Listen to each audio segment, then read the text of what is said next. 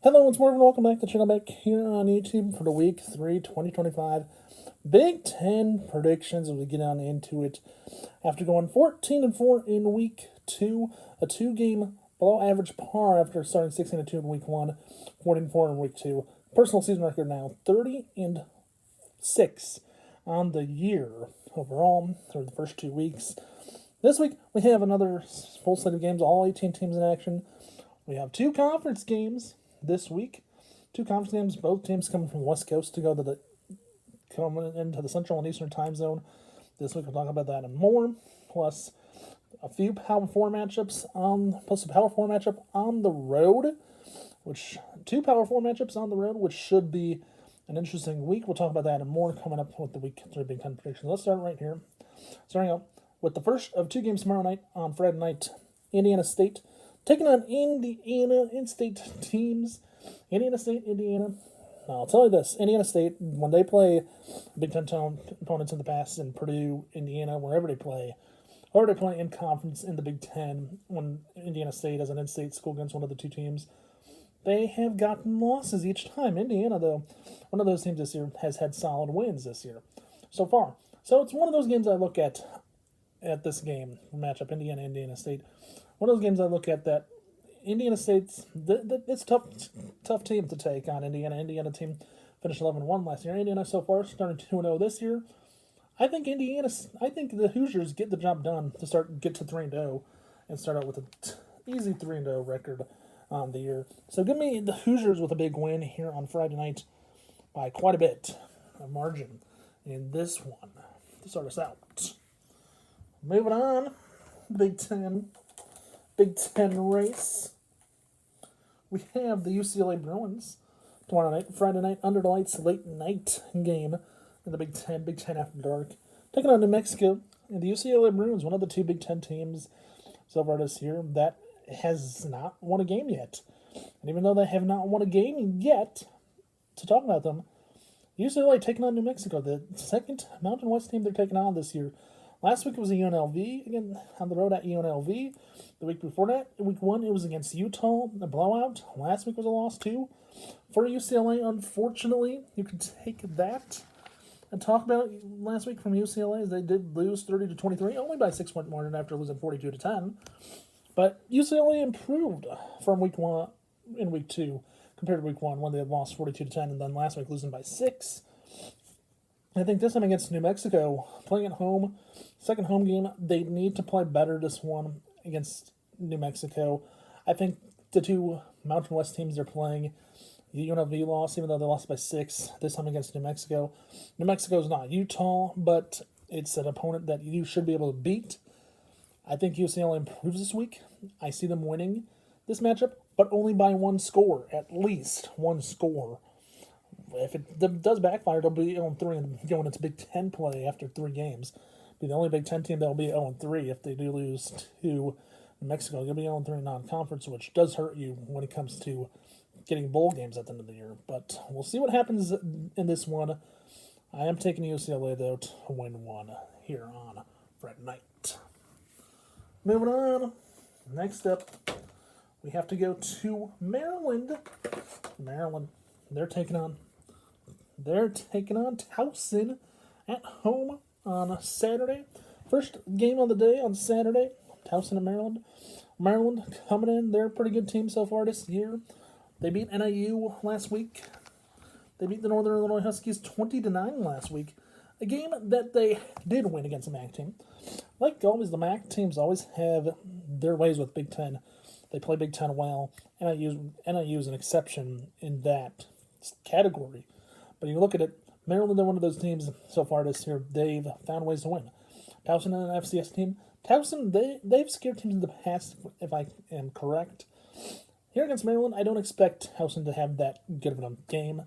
I do expect Maryland to be pretty easy going, and I expect Maryland to get a good victory in margin-wise and point-wise. So I'm giving to Maryland in this one to get a win, as I do think they get a win here in Big Ten play on Saturday afternoon. Moving on, we're going to Nebraska. The Huskers taking on HCU, a team I've never even heard of. Nebraska playing at home, one of their games. Nebraska, this year, they've had their first game against Cincinnati on the road in Arrowhead Stadium as technically an alternate neutral site game, but with more fans than Cincinnati playing in Kansas City. They won by 3 points in that one. Last week was a big one against Akron. And I did see the one thing of their head coach, Matt Rule, make during his halftime speech, got mad at his players for giving up in the first, letting Akron get back into it after the punt. But Akron didn't score a point, though. And I can see why he got mad, because his defense did not play well. They just started to let Akron make some plays. But even though they won by a lot, another game this week they should win by quite a bit. And that's going to happen when you play these patsy teams out of the FCS. You're going to be able to beat those teams and do some good things for your program. If they win by a lot again this week, wonder will we send the same halftime speech from the head coach? I have no clue. But I do think Nebraska comes in and gets a big win here on Saturday in this one. Moving on, next one. Our first Big Ten matchup. We have to go to the Big Ten now. First Big Ten game, first conference matchup, Northwestern. First of many Big Ten games on the schedule, first one of the season. Playing against the Oregon Ducks. Oregon coming in, the defending Big Ten champs. And it's one of those matchups we need to talk about for sure, because it's one of the West Coast Big Ten teams in Oregon, going across 2 different time zones, going from the Pacific time zone to the Central time zone, going across 2 different time zones. And last year for the Big Ten, that was tough with the Big Ten teams from the West Coast. But last year, it did not impact Oregon because they went unbeaten. They went 12-0 last year and won 13-0, won the Big Ten title game in Indianapolis in the Eastern time zone after traveling across 3 time zones.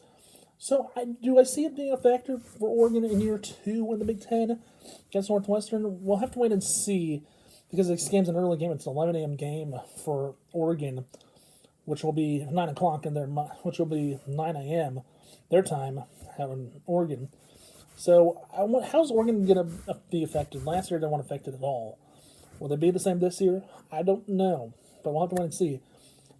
I do see this game with Oregon and Northwestern. I do see this game being a close one, and this being the first of 3 games Oregon does have to travel to the Central or Eastern time zone. They do have to travel to Penn State later on in the year and Iowa in November. I do see this game being one of those games where Oregon's going to be tested early, I think.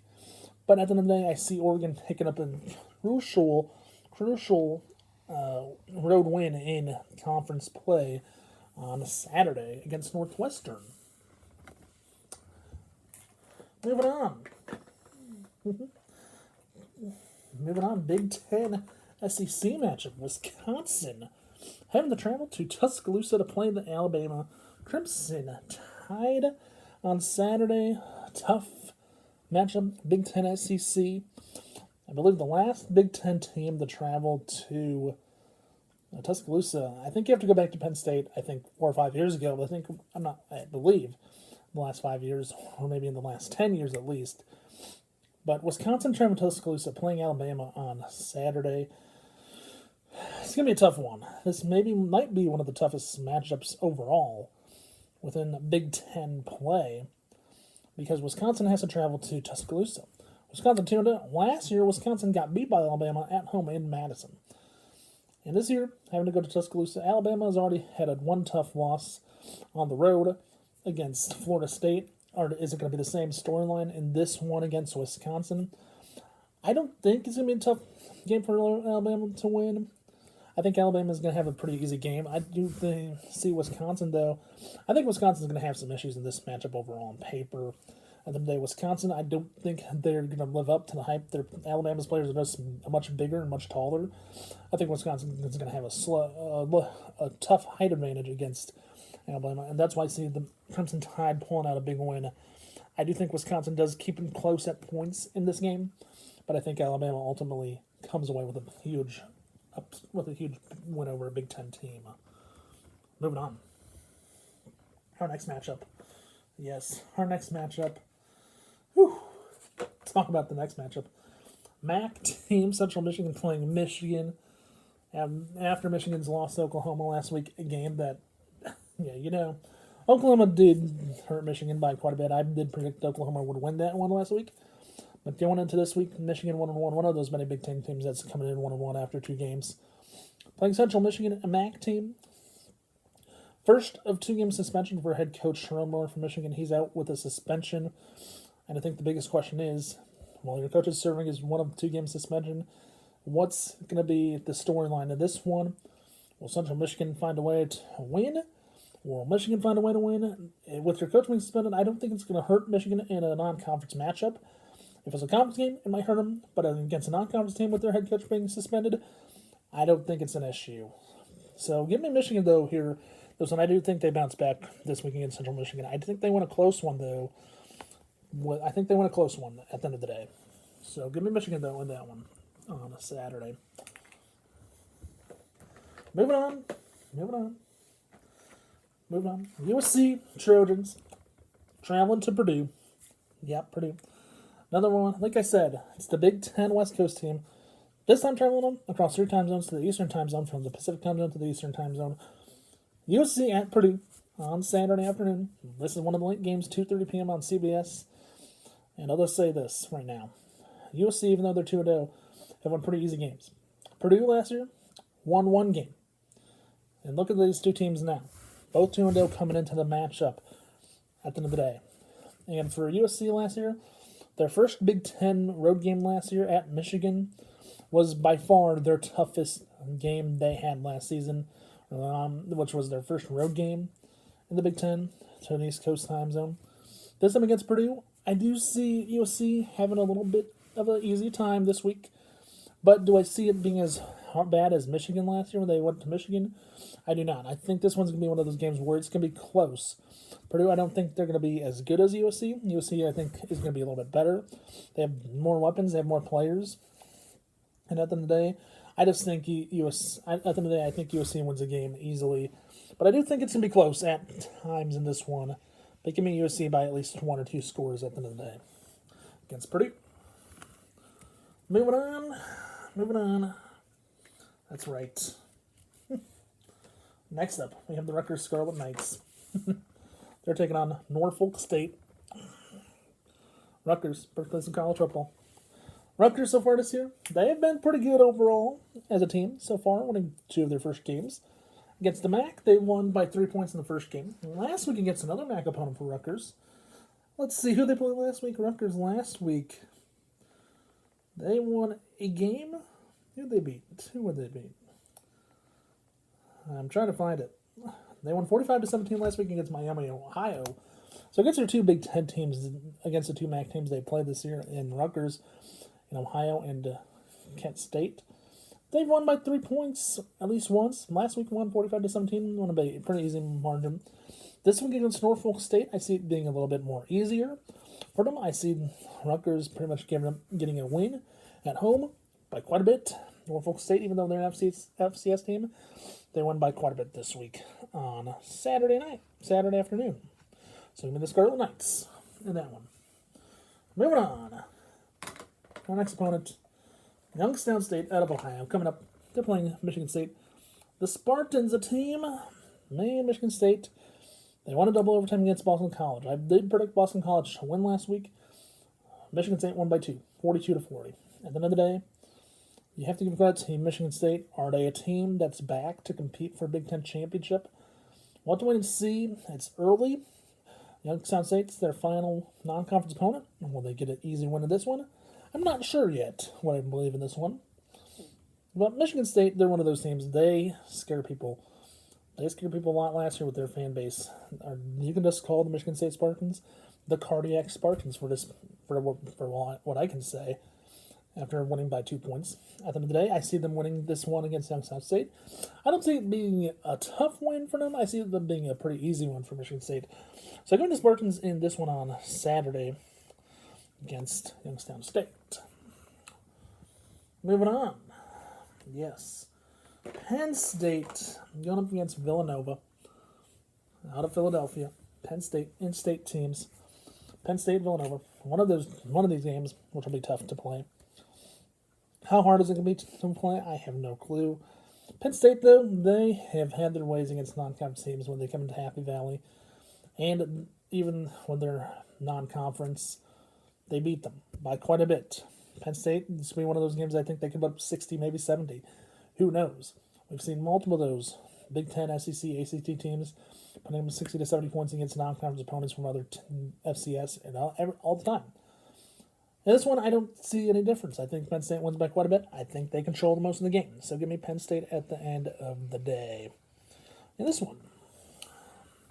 Next up, Ohio State. Yeah, the Buckeyes, number one of the top teams in the country, just like Penn State and Oregon up there in Big Ten. Ohio State, you want against Ohio, a MAC team. Ohio State against MAC teams do pretty well. Ohio State, when they play the MAC teams, they do pretty well. They can control the game, most of the game, which they do a lot. And I see it being no difference in this one. If there's going to be a difference, that could be anything.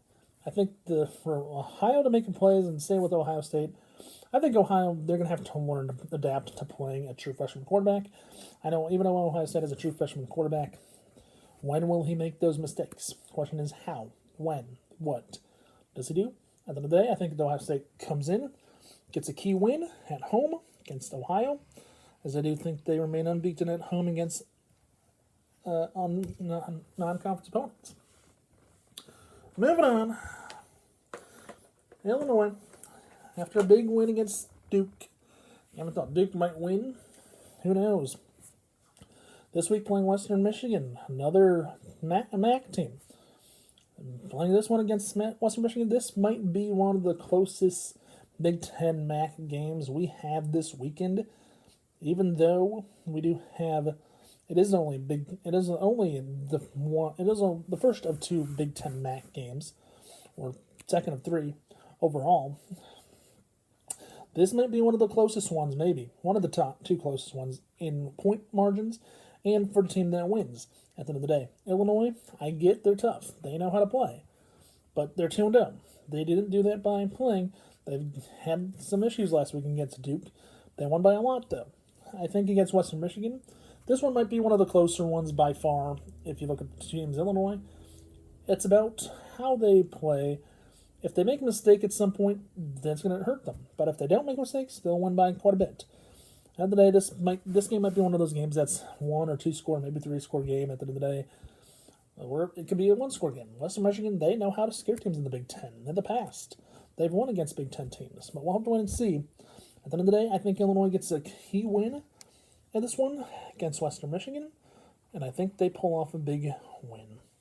So give me Illinois here in this one. Next up, we're going to Iowa City, home of the Hawkeyes. And UMass this weekend, the Minutemen of UMass, and the Iowa Hawkeyes, my Hawkeyes. Yes, after a loss to Iowa State by 3 points in the Cyhawk game, which is always expected, after that kind of game, you flip the script. After fans get mad at Kirk Ferentz and the Hawkeyes after losing to Iowa State, you flip the script to the next game, UMass. Some of the things I've seen about this game, even though some of the things I've seen about this matchup, is that UMass is going to look just like a Big Ten team. Even though they're not a Big Ten team, they're going to look like a Big Ten team. Is that something that you look scared of? No. Is that something that's going to be hard? I don't know. For Iowa on their side, I think it's a bounce-back win. I think they get a bounce-back win. I think they win by 2 scores at least. If UMass gets any points, I think they get 10 to 14 average, maybe 10 to 17 in that range of points. I see Iowa win by 2 scores at least. So give me the Hawkeyes in this one to finish off the night on Saturday night. Moving on. The last game of the night. Yes, the last one. We're going out to Cal and the ACC, the Bears, the Golden Bears, taking on the Minnesota Golden Gophers. Maybe one of the interesting Big Ten games this weekend. Minnesota and Cal. It's something to look at. Minnesota having to go on the road after winning their first 2 games of the year. Cal, the Golden Bears, I'm not sure I don't really know much about Cal, but I know Minnesota last week after putting a lot of points and running out of fireworks for their touchdown celebrations. It's interesting to look at. At the end of the day, I see Minnesota and Cal. I see this game being one of the tougher games for the Big Ten on the road. Even though I said Alabama is going to beat Wisconsin by quite a bit, I think Cal and Minnesota, this might be one of the games that's going to be the closest of the non-conference games and Power 4 matchups. So then today, give me the Gophers by 2 points at least, by 2 to 3 points at least. Give me the Gophers to get a win on a Saturday night late. Hope you enjoyed. Big Ten prediction quick version coming up after this video has been posted. Have that after on Sunday morning of the Big Ten prediction week 3 recap on Sunday morning early. There you go. Week 3 Big Ten predictions. I'll see you all next week, week 4. And hopefully next week we have a shorter video because we're getting into conference play, the meat of conference play in week 4, hopefully. And also teams having bye weeks starting next week as well. So I'll see you in week 4 after the week. I'll see you in the week 3 Big Ten prediction quick version. I'll see you in the prediction recap for week 3 on Sunday. And I'll see you in week 4 right back here next Thursday. Bye for now. Have a good day. Stay safe and peace out. Have a good day, everyone. You know what to do. See ya.